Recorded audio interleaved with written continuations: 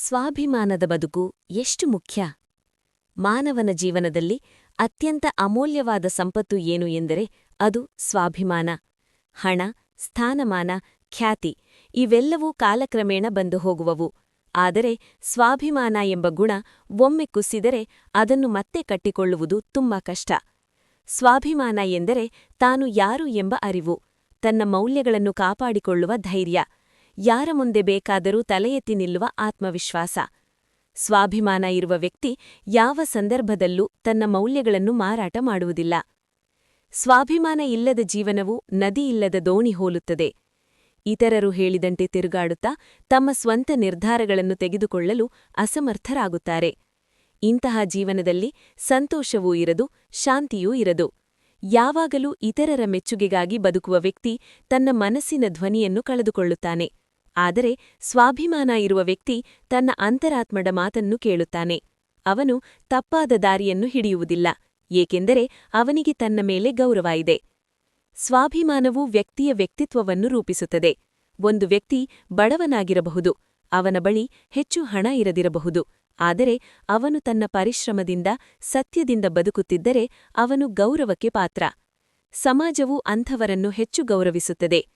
ಸ್ವಾಭಿಮಾನವು ಮಾನವನನ್ನು ಶ್ರೇಷ್ಠನನ್ನಾಗಿ ಮಾಡುತ್ತದೆ.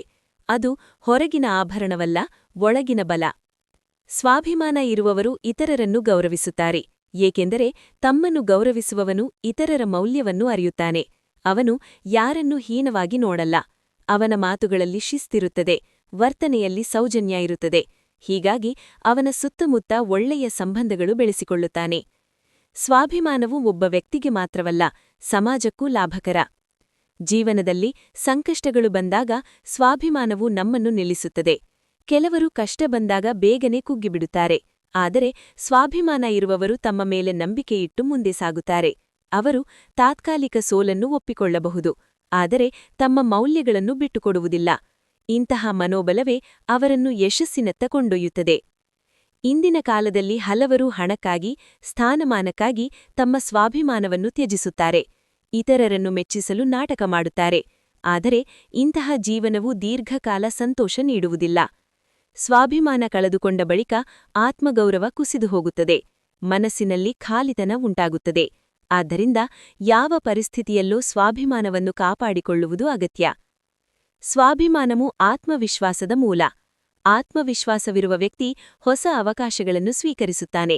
ಅವನು ತನ್ನ ಸಾಮರ್ಥ್ಯವನ್ನು ನಂಬುತ್ತಾನೆ, ತಪ್ಪು ಮಾಡಿದರೂ ಕಲಿಯಲು ಸಿದ್ಧನಾಗಿರುತ್ತಾನೆ. ಆದರೆ ಸ್ವಾಭಿಮಾನ ಇಲ್ಲದವರು ಸದಾ ಭಯದಲ್ಲಿ ಬದುಕುತ್ತಾರೆ. ಜನರು ಏನು ಹೇಳುತ್ತಾರೆ ಎಂಬ ಪ್ರಶ್ನೆಯಲ್ಲೇ ಅವರ ಜೀವನ ಸಾಗುತ್ತದೆ. ಇದು ಅವರನ್ನು ಹಿಂದೆ ತಳ್ಳುತ್ತದೆ. ಕುಟುಂಬದಲ್ಲಿ, ಶಿಕ್ಷಣದಲ್ಲಿ ಮತ್ತು ಸಮಾಜದಲ್ಲಿ ಮಕ್ಕಳಿಗೆ ಸ್ವಾಭಿಮಾನವನ್ನು ಬೆಳೆಸುವುದು ಅತ್ಯಂತ ಮುಖ್ಯ. ಮಕ್ಕಳಿಗೆ ತಮ್ಮ ಅಭಿಪ್ರಾಯವನ್ನು ಹೇಳಲು ಅವಕಾಶ ಕೊಡಬೇಕು, ಅವರ ಭಾವನೆಗಳನ್ನು ಗೌರವಿಸಬೇಕು. ಇಂತಹ ವಾತಾವರಣದಲ್ಲಿ ಬೆಳೆದ ಮಕ್ಕಳು ಮುಂದಿನ ದಿನಗಳಲ್ಲಿ ಧೈರ್ಯಶಾಲಿಗಳಾಗಿ, ಜವಾಬ್ದಾರಿಯುತ ನಾಗರಿಕರಾಗುತ್ತಾರೆ. ಸ್ವಾಭಿಮಾನವು ಅವರನ್ನು ತಪ್ಪು ಮಾರ್ಗದಿಂದ ದೂರ ಇಡುತ್ತದೆ. ಸ್ವಾಭಿಮಾನ ಎಂದರೆ ಅಹಂಕಾರ ಅಲ್ಲ.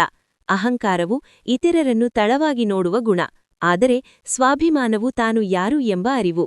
ಅಹಂಕಾರದಿಂದ ಸಂಬಂಧಗಳು ಹಾಳಾಗುತ್ತವೆ, ಆದರೆ ಸ್ವಾಭಿಮಾನದಿಂದ ಸಂಬಂಧಗಳು ಗಟ್ಟಿಯಾಗುತ್ತವೆ. ಹೀಗಾಗಿ ಈ ಎರಡರ ಮಧ್ಯೆ ಇರುವ ವ್ಯತ್ಯಾಸವನ್ನು ತಿಳಿದುಕೊಳ್ಳುವುದು ಮುಖ್ಯ. ಒಬ್ಬ ವ್ಯಕ್ತಿ ತನ್ನ ಸ್ವಾಭಿಮಾನವನ್ನು ಕಾಪಾಡಿಕೊಂಡರೆ ಅವನ ಜೀವನದಲ್ಲಿ ಶಾಂತಿ ಮತ್ತು ಸಂತೋಷ ಹೆಚ್ಚಾಗುತ್ತದೆ. ಅವನು ತನ್ನ ತೀರ್ಮಾನಗಳಿಗೆ ಹೊಣೆ ಹೊರುತ್ತಾನೆ, ತಪ್ಪು ಮಾಡಿದರೆ ಒಪ್ಪಿಕೊಳ್ಳುತ್ತಾನೆ, ಸತ್ಯದ ಮಾರ್ಗದಲ್ಲಿ ನಡೆಯಲು ಪ್ರಯತ್ನಿಸುತ್ತಾನೆ. ಇಂತಹ ವ್ಯಕ್ತಿ ಯಾವಾಗಲೂ ಸಮಾಜದಲ್ಲಿ ಆದರ್ಶ ವ್ಯಕ್ತಿಯಾಗುತ್ತಾನೆ. ಕೊನೆಗೆ ಸ್ವಾಭಿಮಾನದ ಬದುಕು ಎಂದರೆ ತಲೆ ಎತ್ತಿ ಬದುಕುವುದು. ಅದು ಕೇವಲ ಗೌರವವಲ್ಲ, ಬದುಕಿನ ಆಧಾರ. ಹಣ, ಆಸ್ತಿ, ಅಧಿಕಾರ ಇವೆಲ್ಲವೂ ತಾತ್ಕಾಲಿಕ, ಆದರೆ ಸ್ವಾಭಿಮಾನವು ಶಾಶ್ವತ ಮೌಲ್ಯ. ಅದು ನಮ್ಮನ್ನು ಒಳಗಿನಿಂದ ಬಲಪಡಿಸುತ್ತದೆ, ಯಾವ ಪರಿಸ್ಥಿತಿಯಲ್ಲೂ ನಮ್ಮನ್ನು ನಿಲ್ಲಿಸುವ ಶಕ್ತಿ ನೀಡುತ್ತದೆ.